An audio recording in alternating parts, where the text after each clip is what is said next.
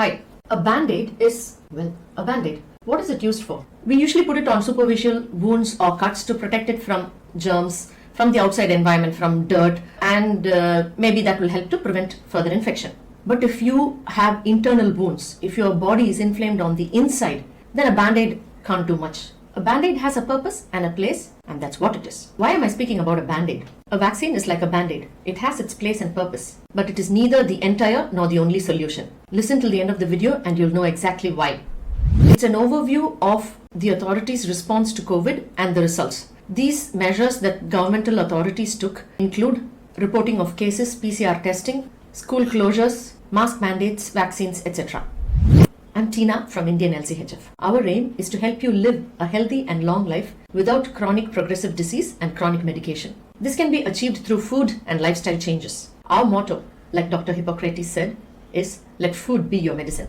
The common test that has been used widely to detect the presence of an infection is the PCR testing, called the polymerase chain reaction testing. This uses a powerful amplification process and is so sensitive that Dr. John Lee, retired professor of pathology, says that it detects even dead particles of the virus. It gives many false positives. PCR detects the sequence, only the sequence of the viral genome, not the whole virus itself. So the test cannot tell you whether you are finding a live virus or traces non-infectious fragments of a viral genome of a dead virus. If you get a positive PCR test and you want to know if it's a true positive, because PCR test yields high levels of false positives, you have to do a viral culture. The viral culture, not the PCR test, is considered as the gold standard method for diagnosis of viral infections. In a viral culture, if the cells start producing new virus particles, then it is a live virus. If not, it could be a false positive that shows the trace particles of a dead virus. If the virus attacks a healthy immune person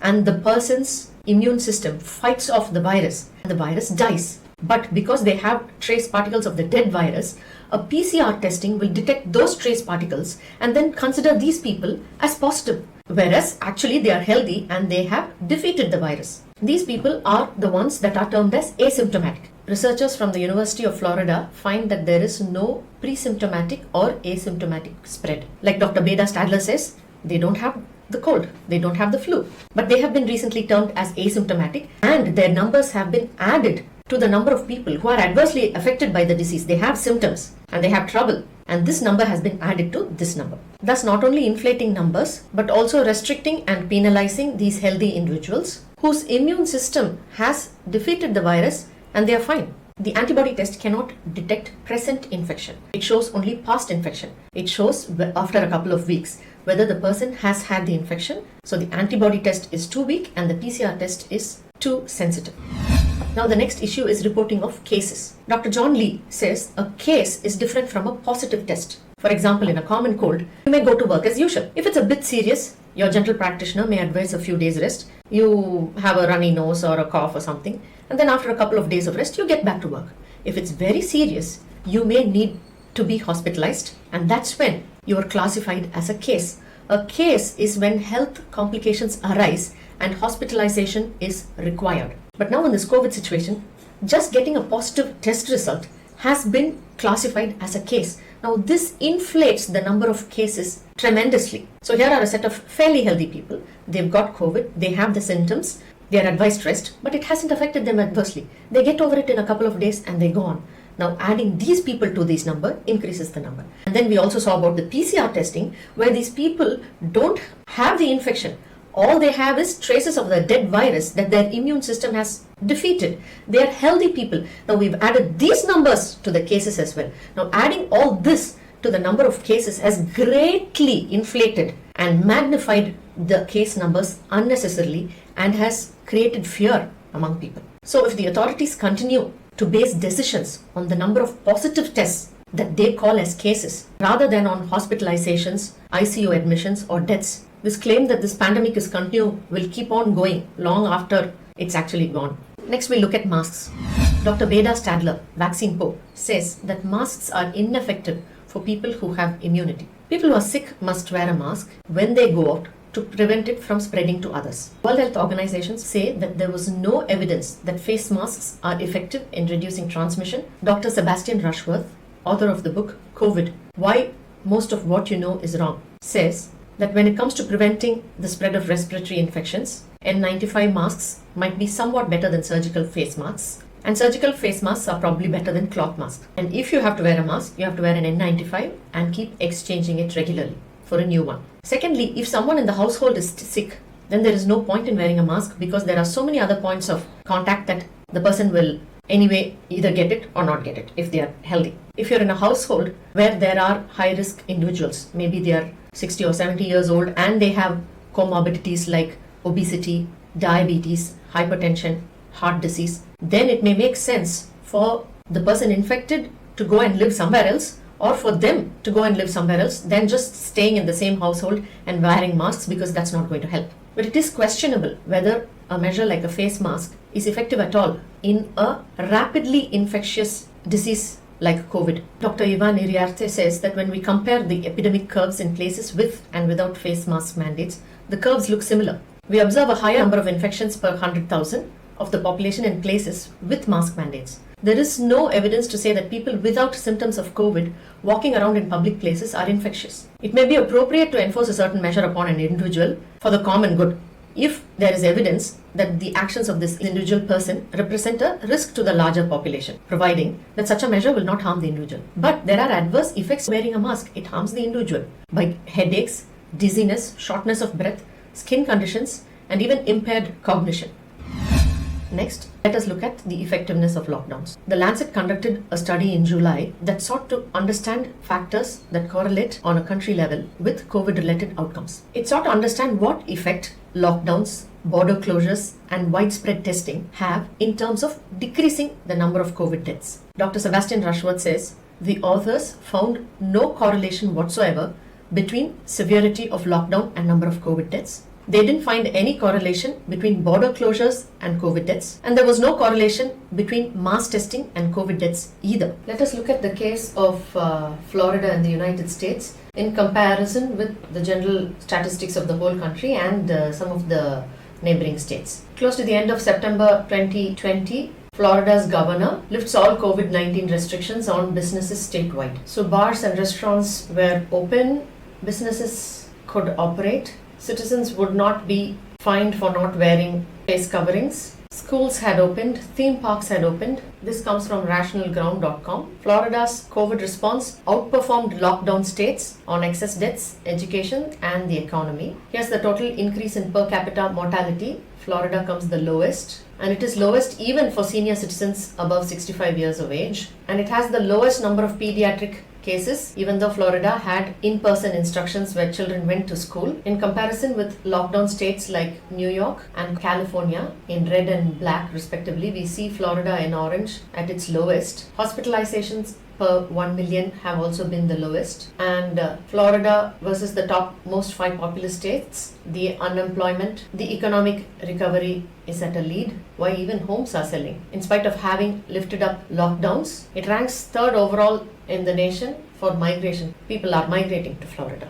And this in spite of the fact that Florida has a higher elderly population. Professor Michael Levitt, biophysicist and Nobel Prize winner for chemistry in 2013, says lockdown is a medieval approach. In medieval times, transport from one place to another was not easy. So, if a particular geographical location or town or a city had an infection, it was possible to lock it down and contain the infection from spreading to other places. But in these modern times of highly advanced travel, it is almost impossible to lock down a place and contain infection. Tucker Goodrich, risk management expert, says lockdown is effective before the infection spreads, but not effective after it has entered a population. Because it's already inside the population, what's the point in locking down afterwards? It's like locking the stable after the horse has bolted out. It's of no use. Let us now look at some of the adverse health effects of lockdown.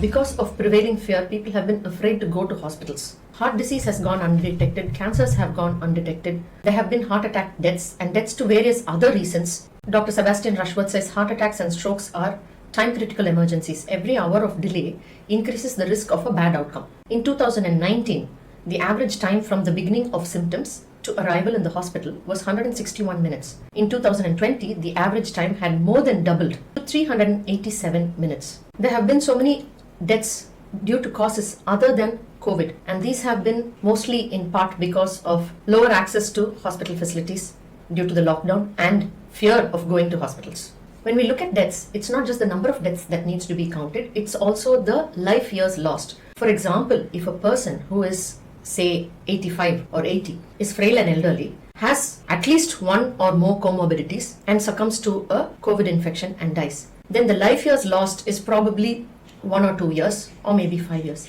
But if a person dies because of undetected heart disease and has a heart attack at the age of 40, then the number of life years lost is 40. When we consider life years lost due to cancer, depression and other health impacts of lockdown, Public Health England published a report that says 200,000 life years have been lost due to the lockdown. Lockdown has also resulted in an economic slowdown, kind of like a recession. In a recession, death rates go up and life expectancy goes down.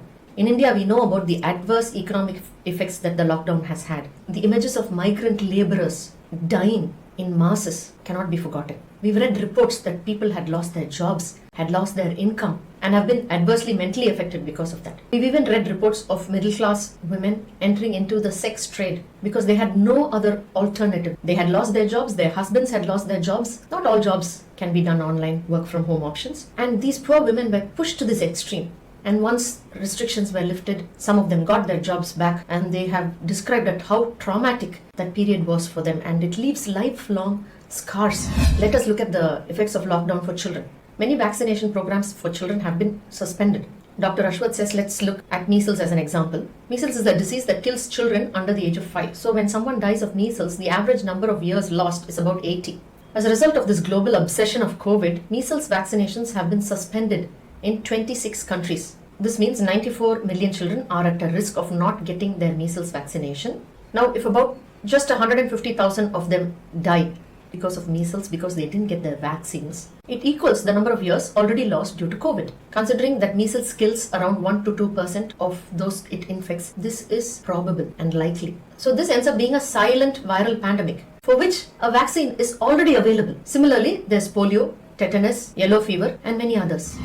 Now let's look at the effect of lockdown on the longevity of children. Dr. Ashwath quotes a study by the Journal of the American Medical Association in November 2020, school closures in a way that would allow them to be compared to the more direct and obvious harms of SARS-CoV-2. There was a teacher strike in parts of Argentina which had resulted in a lowered long-term educational attainment for children because of prolonged absences from school. So they took the results of this study and made a model and saw what could be the results of prolonged school closure on the life of children. They took an example of a 54-day break in the US. It resulted in affecting boys by 4 months shorter lifespan on an average, and girls a 2.5 months shorter lifespan. Just a 2-month break in school will result in 3 times as many years of life lost as have been lost directly to the pandemic. So he takes numbers from the US and says 24 million primary school children across the US were affected by school closures. It means 6 million years of life lost just because of closing schools in spring. By about mid-December 2020, approximately 370,000 people have died in the US of COVID.